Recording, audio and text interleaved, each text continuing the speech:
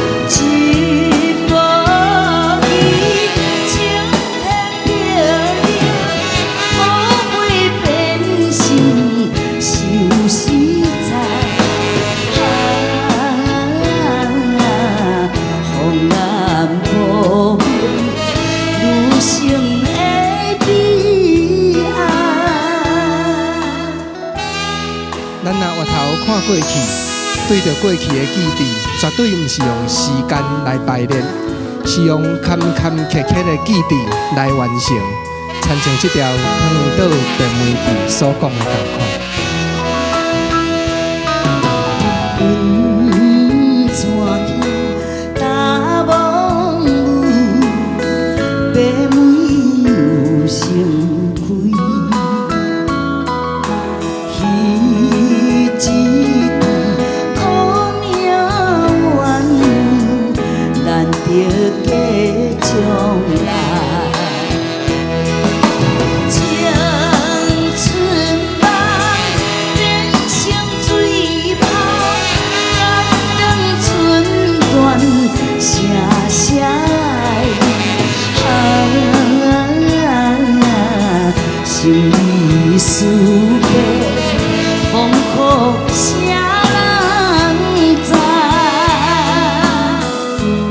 咱感觉真拍算，台语电影无人重视，可比拢世界流落，汤倒变袂记，只会当留落咱的记忆内底。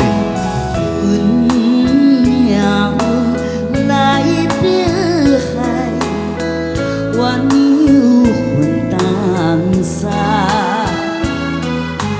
情难忘为一人，重回故乡来。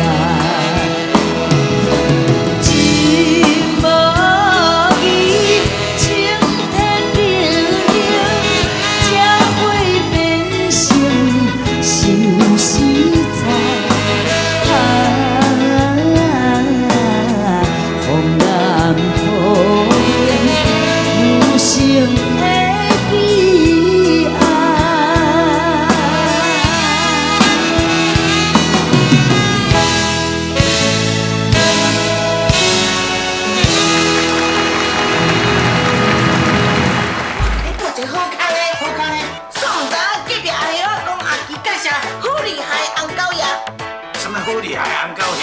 你原唔捌报？我一看卖啦。你安怎拢袂紧？哦，